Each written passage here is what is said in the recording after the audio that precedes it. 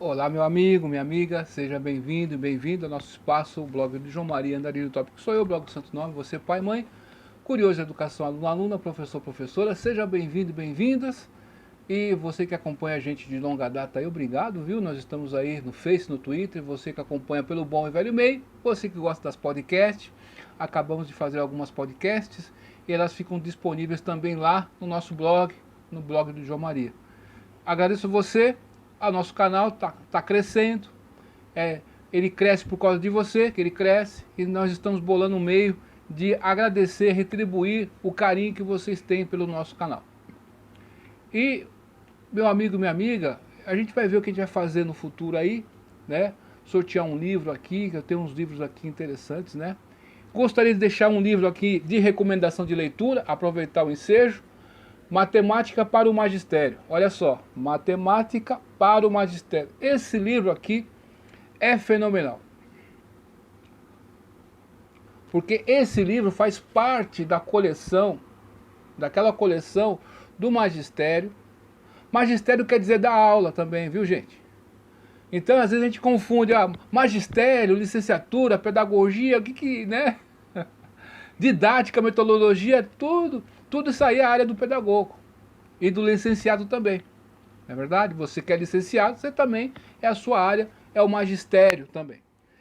E esse livro aqui de matemática para o magistério da editora Ática, né? Ele do Ernesto Rosa Neto, Eliana Riscala de Mendonça e Maria Lúcia Smith. São livros que eu tenho que fazem parte do magistério, porque eu entendo que quando eu comecei a ler esses livros aqui, eu vi como que eles ensinam a matemática para quem vai ser o futuro professor de matemática. Das crianças ali, tá compreendendo a questão? Isso aí dão exemplos assim muito interessantes para você compreender a matemática no fundamental, né? Até a oitava série ali. E no dia de hoje, meus amigos, minhas amigas, hoje eu gostaria de mandar um grande beijo para minha amada Elisângela, um beijão para o meu amado filho Emmanuel, o papai te ama de montão.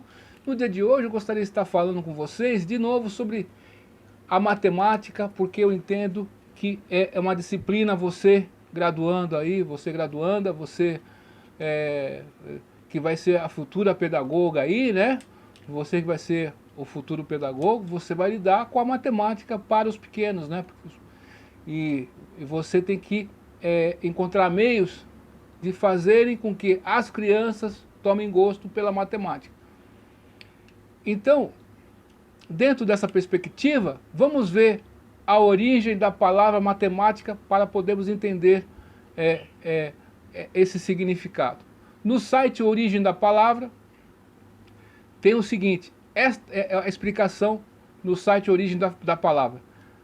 Essa palavra veio da expressão grega matematike, techne, ciência matemática, de matemáticos, científico, relativo à matemática, de matema, ciência, matema é ciência, conhecimento em geral, conhecimento matemático, relativo a matenem, aprender.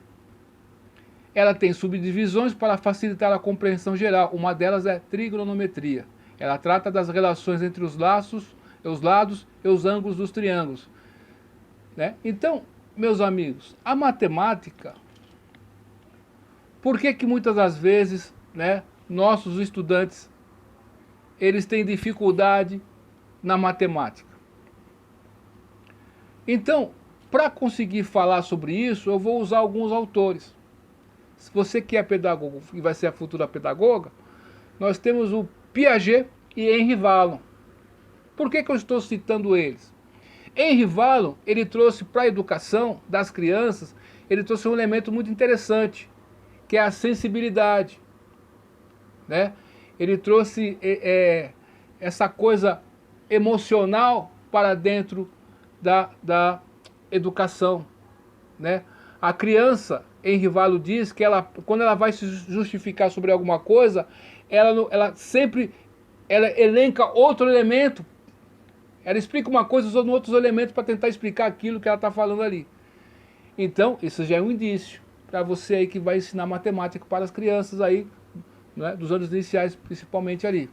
mas já você da educação infantil, professor, professora da educação infantil, você tem que ter em mente que você pode trabalhar certos conceitos e trazer para a realidade da criança para que ela se desenvolva.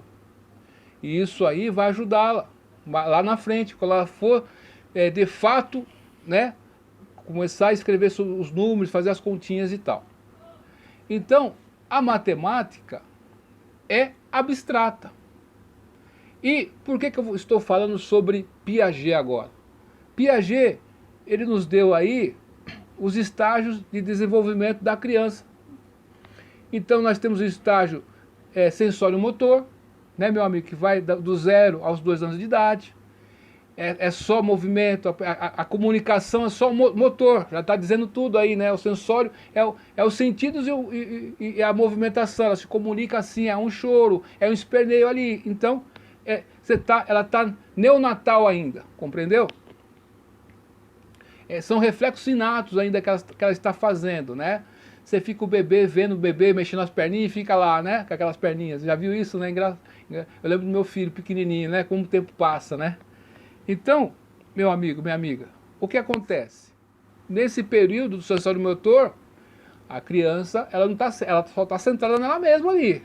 Tá compreendendo? Depois Piaget fala para nós o estágio do pensamento pré-operatório, que vai dos 2 aos 6 anos.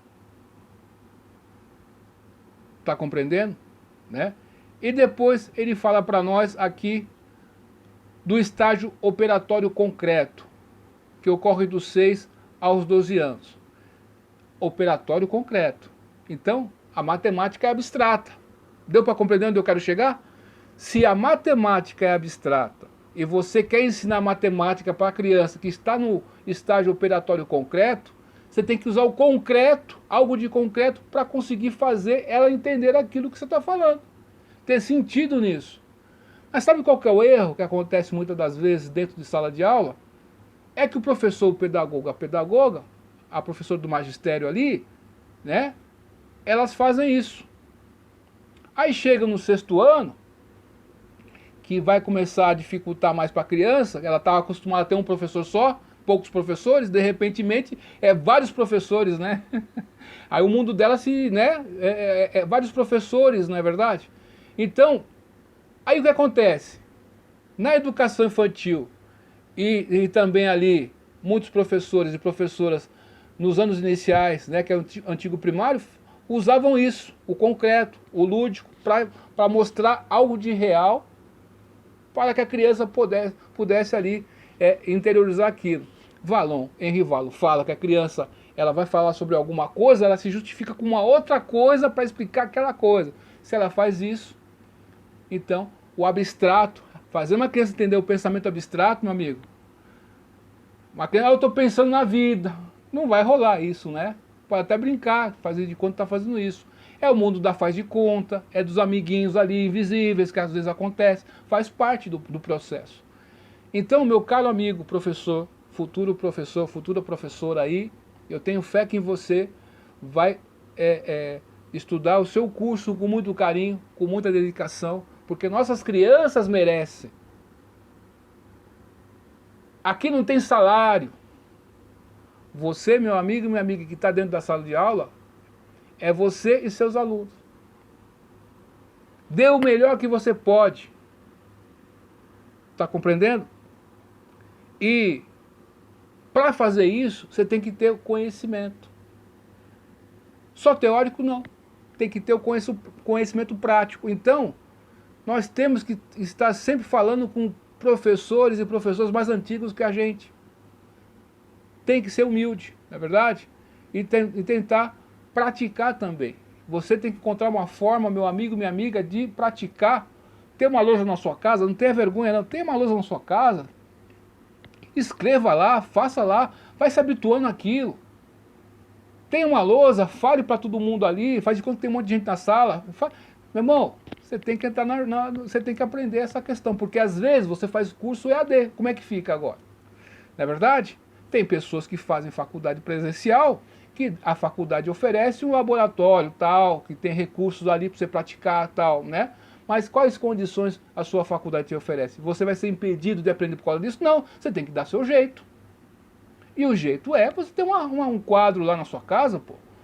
Quanto custa uma lousa? Né? Não precisa ser muito grande. Né? Para você ter o hábito de escrever. Fazer o cabeçalho ali. Isso aqui é coisa básica do professor. Pode ver que eu estou sempre fazendo os vídeos aqui e falando a data e a hora. Porque é regra geral, você se habitua com esse mundo, não é verdade? E voltando ao ponto da educação, que os professores nessa faixa etária aí, eles usam isso, esses elementos. Trazem o abstrato de uma forma concreta para que a criança entenda. Uso lúdico. Aí chega nas outras séries, o que acontece? Você está explicando uma coisa abstrata, a criança está no 6º ano, mas quantos anos ela tem no 6º ano? Ela entrou com 6 anos no 1º ano, 2º ano, 3º ano, 4º ano, 5º ano, 6º ano, ela vai ter quantos anos? 6, 7, 8, 9, 10, 11 anos a 10 anos no 6º ano. Então ela vai estar no operatório concreto ainda. Então você tem que usar o lúdico aí, tem que usar modelagem matemática. Trazer a matemática para a realidade dela. Porque ainda está abstrato, ela não consegue absorver o abstrato ainda, meus amigos. Então é preciso que ela, né, você que é o mediador, você tem que pegar aquela coisa complexa, tentar explicar aquela coisa complexa numa visão que aquela criança entenda.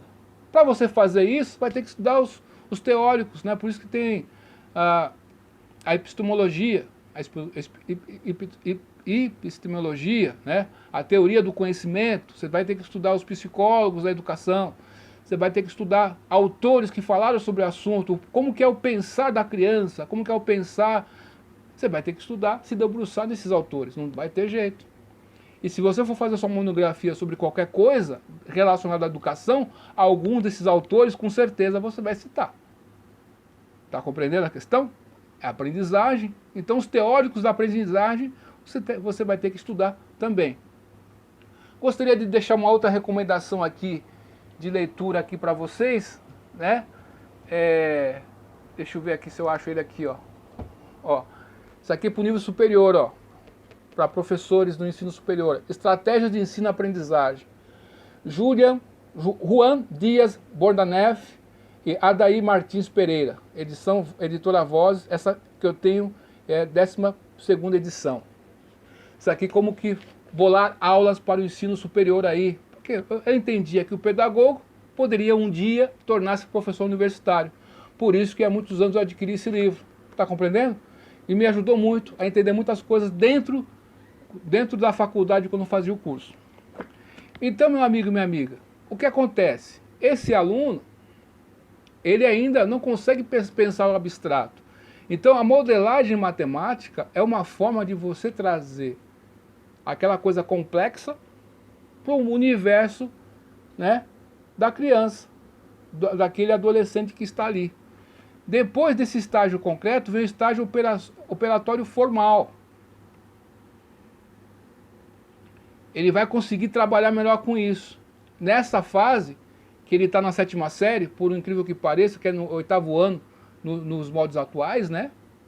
No ensino de 9 anos, essa é a idade que entra as equações, né, de 1º e 2º grau. Por quê? Ele vai conseguir pensar o abstrato. Está compreendendo a questão? Você tem que ter muito bem delimitado isso. E você tem que estudar o seu aluno real. Ver como que seus alunos estão vindo ano após ano. Será que estão melhorando? Será que estão piorando? Poxa, a minha 4ª série... Não, quer dizer, o meu 4º ano, esse ano tá ruim, tá feia a coisa. Eu tenho que trabalhar pra caramba. Não, esse ano tá bom, hein? O pessoal tá... Não é verdade? De turma para turma vai mudando muita coisa. Então, professor, você tem que anotar essas coisas. Porque um dia você pode fazer uma pesquisa. Então, quantifique isso. Anote isso. Registre isso. É importante, né? Depois desse operatório formal, aí até a vida adulta e segue por aí. Então, meu amigo e minha amiga, a matemática, ela tem que ser divertida, por que não? Eu estava falando na podcast hoje sobre o MM, né? Vamos supor, aqueles confete, né? Tem um confete, né, que eu chamava de confete, e tem um MM. Eles são coloridos, né? Então, com a criançada, você pega a criançada, agora esse negócio do Covid aí tá complicado, né? Então tem que esterilizar a mão, mas, né? Você vai lá, quantos tem de amarelo, quantos tem de vermelho, quantos tem de azuis, e vai fazendo um gráfico ali com aquele caderno quadriculado. Perceba que nessa brincadeira você está ensinando o tratamento da informação. E organização e seriação. O que Piaget fala. Você vai ter aí a assimilação. Piaget fala sobre isso, né? A assimilação. Então vai ter a acomodação e a adaptação. Não é isso? Essa transformação que ocorre. Então, você vai fazer uma brincadeira ali, trazer conteúdo complexo para a criança. É disso que nós estamos falando. Isso é modelagem matemática.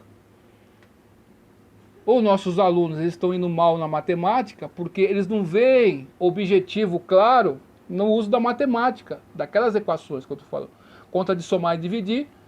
Se nossos alunos estão com preguiça de aprender a divisão, a multiplicação, é que nós estamos mal mesmo, né? Falar sério. Então, porque isso aí vai ser o básico. Toda hora você vai usar isso. Eu recebi tanto, eu tenho tantas prestações para pagar. Sempre você vai estar usando a matemática elementar. Não tem jeito.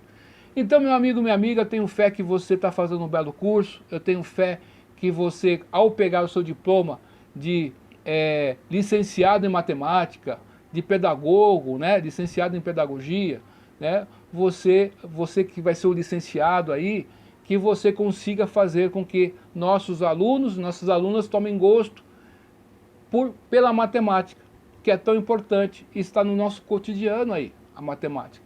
A matemática está na cozinha, a matemática está lá, você guardou um produto, quanto tempo pode aquele produto, olha a modelagem matemática. Você guarda um produto lá no congelador, quanto tempo pode ficar armazenado? A criança pode observar isso. O congelador da sua casa está sendo usado para a matemática. A matemática está em toda parte. Não tem como, não está em toda parte a matemática. E, volto a repetir, nossos alunos e alunas, muitas das vezes, a matemática é abstrata, os conceitos às vezes são complicados, e se eles não virem uma utilidade e ver a matemática em ação, aquilo que eles estão fazendo, uma equação matemática, por exemplo, relacionada com algo prático. É disso que nós estamos falando. Tem que acontecer isso. Eu tive muita sorte de entrar no Senai, quando eu entrei com 14 anos no Senai, fazer o curso de caldeiraria, no Senai de Osasco, né? Nadir Dias de Figueiredo, em Presidente Altino. Então a gente aprendia os cálculos da matemática para construir maquinários, meus amigos. A matemática está em tudo, não tem jeito. Um instrumento cirúrgico, está lá a matemática. Você usou cálculo para fazer aquilo. Você está vendo um tanque de combustível, você usou cálculo para fazer aquilo. O cálculo do π, 3,1416, né? Você vai fazer sobre o diâmetro médio. Você vai achar o tamanho da chapa desenvolvida. Uma coisa é a chapa tá assim, ó, né? Retinha. Outra coisa ela tá... Qual tamanho eu tenho que cortar ela para quando ela ficar redondinha, ficar certinha? Você vai ter que usar o π, diâmetro médio vezes o π, você acha aquilo planificado. Então a planificação faz parte da matemática. Então, meu amigo, minha amiga, eu espero que você aproveite bem esse vídeo. Se te ajudou de alguma forma, eu agradeço. Se ficou faltando alguma coisa, comenta aí, né? Interaja com a gente aí. E se você gostou do nosso canal, inscreva-se no nosso canal aí. Se gostou do vídeo, dá um like. Se você não gostou, dá um dislike. Aqui é tudo no seu nome. Tá compreendendo? Você é livre para você fazer o que você quiser. Duvide de tudo, depois duvide da dúvida. Estude hoje, porque amanhã pode ser tarde. Até mais, tchau.